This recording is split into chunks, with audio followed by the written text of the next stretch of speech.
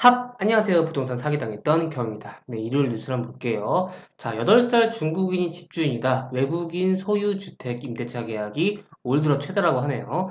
이 중국인 집주인에 대한 얘기는 예전부터 시끄러웠죠. 그래서 예전에 86억이었나요? 제가 잘 기억이 안 나는데 90 몇 억인가요?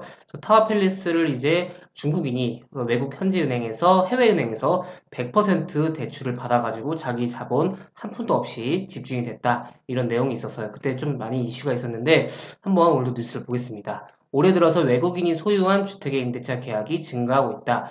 26일 법원 등기 정보 광장에 따르면 지난달 등기소와 주민센터에서 확정일자를 받은 임대차 계약 중 외국인이 임대인인 계약이 총 한 2,362건 정도 나오는데 지역별로 서울이 619건, 경기가 548건, 인천이 85건 순으로 서울, 경기, 인천 순으로 많았네요. 그래서 외국인이 임대인인 계약은 지난해 21년 7월부터 매달 1,000건을 웃돌다가 지난달에 관련 통계 집계 이래 처음으로 2,000건을 넘었다고 하네요. 종전 최다치였던 지난 4월 대비 51.9% 늘었다고 하네요. 올해 들어 지난달까지 5개월간 외국인 집주인 임대차 계약 건수는 8,048건으로 집계됐다. 작년 같은 기간이 4,719건이었는데요. 비교하면 한 70% 정도 급증했다고 하네요. 물론 전체적으로 외국인 임대 비중이 여전히 전체의 1%를 밑도는 수준이긴 합니다. 그러나 최근 들어 외국인의 국내 부동산 거래 증가세는 두드러진다고 하네요. 그래서 사실 뭐 여전히 전체의 1%라고 하지만 굉장히 기분 나쁠 것 같습니다. 내가 전세 월세를 사는데 집주인 중국인이야. 근데 만약에 8살입니다. 그러면은 이제 집주인 명의가 그렇게 돼 있으면은 조금 빡칠 수도 있지 않을까 생각이 돼요. 자, 외국인의 국내 순수 토지와 건축물이 일괄 거래된 사례를 제외한 토지 거래 신고는 지난해 6,583건 필지라고 하고요. 2006년 관련 통계 집계가 시작된 이래로 가장 많았다고 하네요.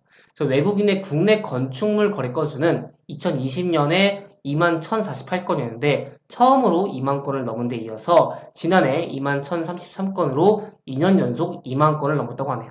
그래서 외국인의 국내 순수 토지와 건축물 거래 건수도 지난 4월 기준 558건, 1,537건으로 올해 들어서 월별 최다를 기록했다고 합니다. 그래서 사실 최근 정부가 관계부처 합동으로 외국인 투기성 부동산 거래 기획 조사 대상에는 8살짜리 중국 어린이의 경기도 아파트 구매 사례와 미국 청소년의 서울 용산 27억 원짜리 주택 매입 사례가 포함됐다고 하네요.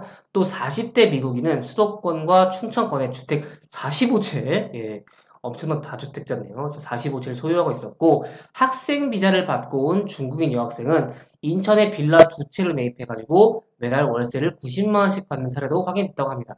사실 이런 거 보면 굉장히 좀 빡칠 수 있을 것 같습니다. 그래서 사실 이런 것들도 좀 법규화를 해서 제도화를 좀 잘 정비해야 되지 않을까 싶어요. 정부는 특정 지역을 외국인 부동산 거래 허가구역으로 지정하고 국내에 거주하지 않는 외국인에게는 국내 주택 취득 시 자금 조달 계획서 제출을 의무화하는 방안을 검토 중이라고 하네요. 그래서 사실 이렇게 외국인이 조금 투기하는 사례는 무조건 좀 근절이 되지 않을까 싶습니다. 아무리 전체 1%밖에 안 된다 하더라도 이게 점점 증가하거나 특정 아파트 혹은 이제 고가 아파트를 이제 사가지고 호가를 올리는 행위 이런 것들은 조금 없어졌으면 좋겠네요.